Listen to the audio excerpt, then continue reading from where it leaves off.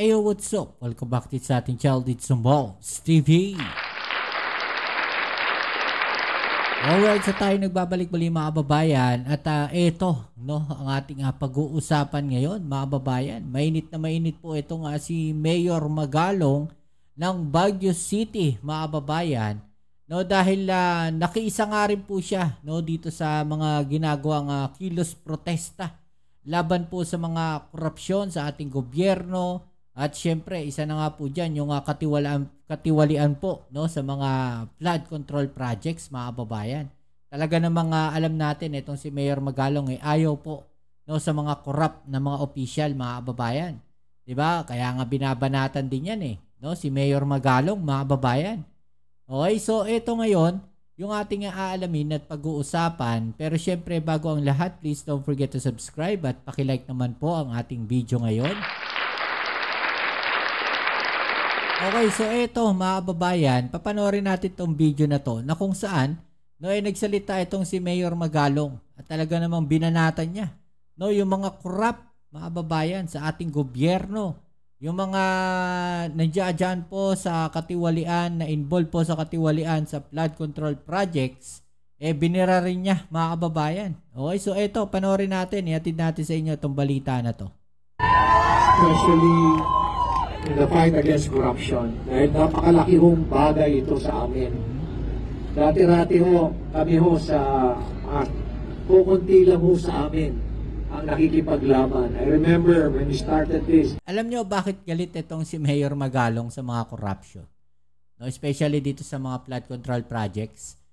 Yun nangyari po dyan sa sa Benguet nung nakaraan. No, yung po mga landslide na nangyari, especially dyan po sa Cannon Road, mga kababayan, no, dahil apektado po sila no.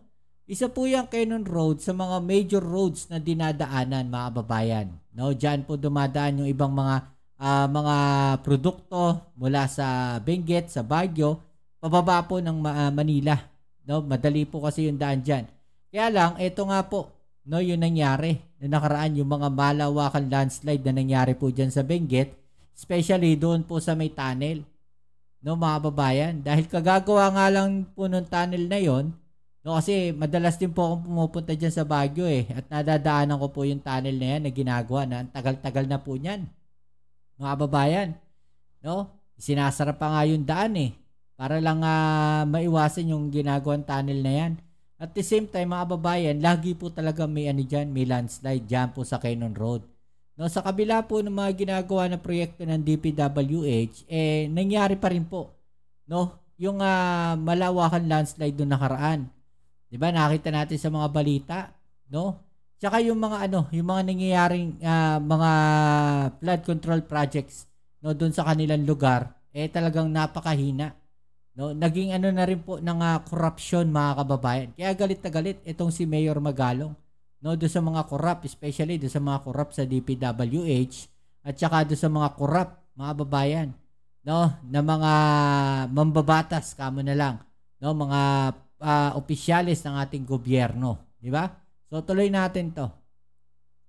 In 2019, kukunti lang ang nakikinig at naniniwala. Mantala nung dumating yung pandemya, inumpisan natin uli noong 2021. And again, kukunti lang ang naniniwala.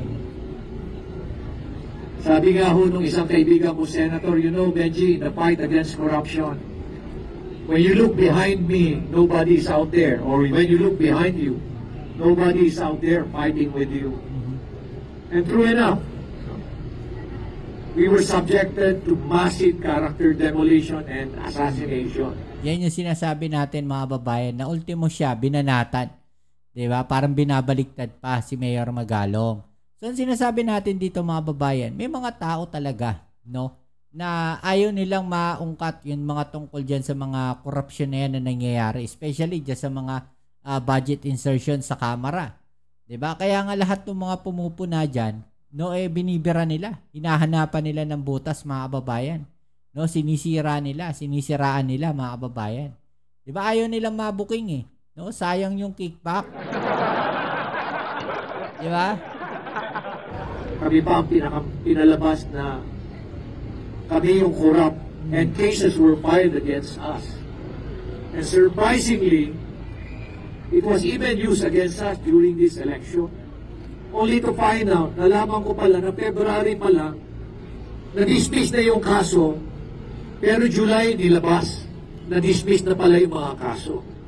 Ganyan katindi ang impluensya nitong mga korap na politiko na to.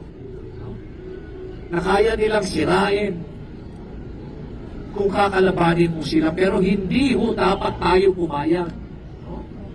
Sobra na.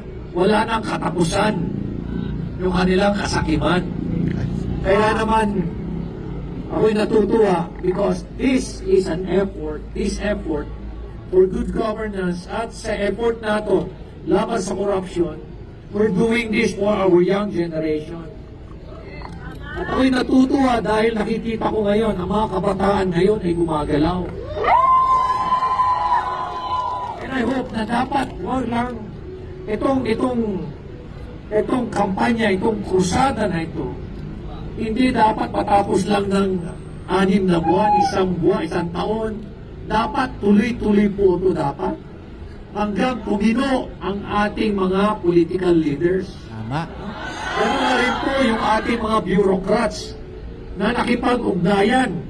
No, ito po'y, itong corruption na nangyayari po na ito, ito po'y syndicated na, highly organized crime. Kung nakikita nyo, akala nyo yung mga contractor lang ang may sala. Hindi po yan. May sala ang contractor, may sala yung mga involved dyan sa mga infrastruktura na proyekto. Hindi pa yan.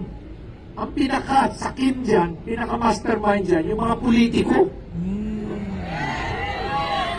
Hindi matindi ron. Kaya hindi ho dapat tayo huminto. Dahil ito'y laban ho natin para sa kabataan, laban din ho natin to para sa ating bayan. Kaya dito sa Baguio, pinapayagan ko po ang social activism.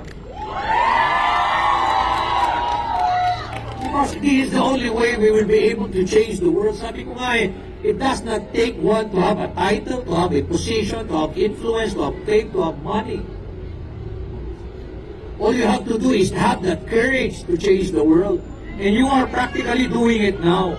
And thanks to our young people.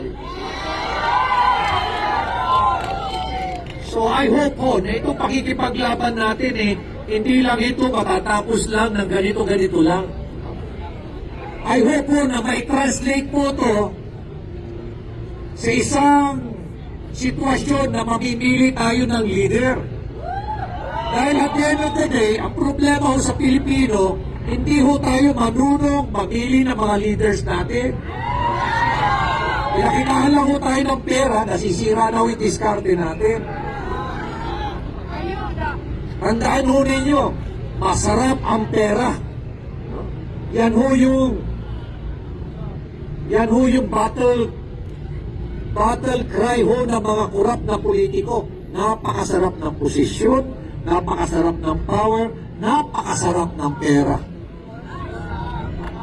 Huwag ho nating pabayaan na masisira ho yung ating mga moral values. Muntik na ho tayo rito sa Baguio. Huwag ho natin papayagan.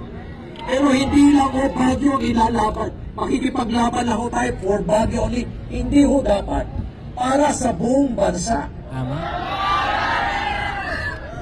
Para ho sa buong bansa. So sa inyo pong lahat, sa ating mga kabataan, maraming salamat po sa inyong lahat. Sa ating pong mga elders, at sa ating pong mga kababayan sa siyudad ng Baguio at sa mga bisita natin. Maraming salamat sa pagdalo niyo rito. Let us keep on fighting. Let us keep the fire burning. God bless you all. Okay, so yung mga kababayan, no, talagang binanatan dito. No, netong si Mayor Magalong, yung mga corrupt na opisyales. No? Yes, siya na nga nagsabi, 'di ba? Sabi nga niya dito, no, na sabi nga ng mga masarap daw ang pera, masarap ang posisyon, masarap ang kapangyarihan, mga kababayan. At yan yung battle cry, no, ng mga corrupt na opisyales, mga kababayan. Kaya naman lahat gagawin nila, no, para wag lang madiskaril yung kanilang diskarte, mga kababayan. At isa na nga po diyan na binabanatan ngayon, no, ito pong ating gobyerno, no, yung executive, mga kababayan, no, dahil binibira po sila, no, ng ilang mga kongresista. Kaya naman na rumespak, no, itong si Secretary Bersamin dito sa mga kongresista na to, no, na sinisisi ang ating gobyerno sa mga nangyayari ngayon sa ating bansa, mga kababayan, no, especially yung malalang korupsyon, no. Sisisihin nila pero sila naman yung mga insertion sa mga project na yun. Okay, so ito, mga kababayan, panoorin natin.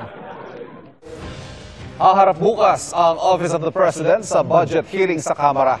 Sa gitna ito ng tila banggaan ng ehekutibo at lehislatura ng palaga ni Executive Secretary Lucas Bersamin ang anyay tangka ng ilang mambabatas na isisi sa ehekutibo ang sarili umano nitong katiwalian. Diba? Nakatutok si Dano Tingkungko.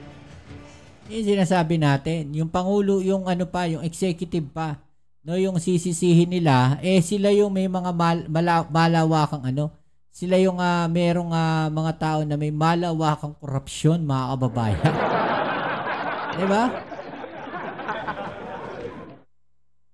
Sa isang pahayag ni Executive Secretary Lucas Bersamin na ipinost ng Presidential Communications Office, mariin anyang tinututulan ng gabinete ang mga anyay spin mula sa ilang miyembro ng House of Representatives na nagtangkang ibaling ang sisi sa ehekutibo sa mga katiwalian at kapalpakan ng lehislatura. Diba? Hindi raw nila kinukonsinti ang anumang pag-atake sa integridad at reputasyon ng ehekutibo at paggamit ng anyay political theatrics para i-hostage ang budget process. Sabi pa ni Bersamin, wala anyang silbi ang anumang investigasyon kung hindi bubusisiin ang mga anyay ugat ng katiwalian. Kaya hamon niya sa Kamara, clean your house first. Ipinaliwanag ni Bersamin ang kanyang pahayag. It's as clear, as direct as that. It's not a mere innuendo. It's just a clear message that there is much to be done by them before they point a finger at the other branch. Hindi raw siya galit, pero malian niya ang pananaw na ibalik sa kanila ang panukalang budget lalo't labas ito sa prosesong inaatang ng saligang batas. They are all only doing their job, but one member is particularly wrong in saying that they should return to us the NEP. That is not in the constitutional order. Wala rin daw sa hinuha ng Pangulo ang anumang posibilidad ng reenacted budget para sa 2026. Walang tinukoy si Bersamin na partikular na miyembro ng Kamara. Pero bago nito, sinabi ni Deputy Speaker Representative Ronaldo Puno na nagdesisyon siya at ilang party leader na irekomendang ibalik ang 2026 national budget sa DBM. Sinisika pa na may makuha ang pahayag ng party leaders kaugnay sa sinabi ni Bersamin. Bilang tugon sa pahayag ni Bersamin, sinabi ni Senator Juan Miguel Zubiri na sa ngalan ng transparency, mainam na ilabas sa publiko ang mga proponent ng mga insertion sa budget sa bicameral conference. Transparency din ang isinusulong ni na Senator Panfilo Lacson at Senate Minority Leader Tito Soto. Para makita natin, matrack natin, yung mula sa paggawa pa ng NEP. Sino mo naglagay niyan? Bakit mo nilagay? Diba? At saka kung wala sa NEP, bakit mo nilagay? Kaibigan mo ba yung kontraktor? Para sa deliberasyon sa 2026 budget, mabigat dun kaibigan mo ba yung kontraktor? Kasi nga, ganun yung nangyayari, di ba? Hindi lang kaibigan no? Kamag-anak mo ba yung kontraktor? Yun ni Soto dalhin sa plenaryo ang anumang panukalang amyenda sa budget para hindi lumabas na insertion. Sa isa namang pahayag na mahigit 100 grupo mula sa iba't ibang sektor kabilang Makati Business Club, mga universidad at iba pang civil society groups, kailangan na raw nating makawala at talikuran ang sistema ng korupsyon na pumapatay sa mga Pilipino at sumisiraan nila sa tiwala sa gobyerno. Ang korap na sistema dapat nilang palitan ng sistema ng transparency at accountability. Nanawagan sila sa DPWH at DBM at DPWH na mag-convene ng Independent Multi-Sectoral Review Committee na binubuo ng mga civil society groups, scientists at komunidad para pag-aralan ng mga 2026 budget proposal. Nanawagan din sila na itigil na ang congressional insertion lalo sa Bicameral Conference Committee sa Pangulo at DPWH na magbigay ng full transparency sa mga flood control project ng mga nakalipas sa taon. Nanawagan din sa Pangulo ang mga grupo na isapubliko ang mga dokumento sa mga proyekto para sa potensyal na participatory audit ng publiko at civil society kasabay ng Commission on Audit. Dapat din daw may managot sa katiwalian, hindi lang daw ang mga itinuturing na small fish, kundi mga mastermind sa likod ng eskandalo. Yan yung sinasabi natin mga kababayan, no? Lalong-lalo na itong huli na to. No, yung accountability, no, na dapat may managot. 'Di ba? Hindi lang yung mga contractors na nahuhuli na yan, dapat mapanagot sino yung mga kasabwat nila. 'Di ba? Dapat mapakanta itong mga contractor na to. No, kailangan maituro nila, no, yung mga kasabwat nila, yung mga kaano nila na mga mambabatas, mga senador o congressman man 'yan o kung sino man 'yan, no, na mga politiko, 'di ba? Yan dapat yung ituro nila. Okay, so ano masasabi niyo dyan mga babayan, no? I-comment sa ibaba niyo mga opinion at ating yung pag-usapan. Alright, so yan muli. Maraming salamat sa inyong panonood dito sa ating channel. Kita-kits tayo sa ating next video upload. Ito muli ang inyong Kuya Mobs dito sa Mobs TV. Peace and out.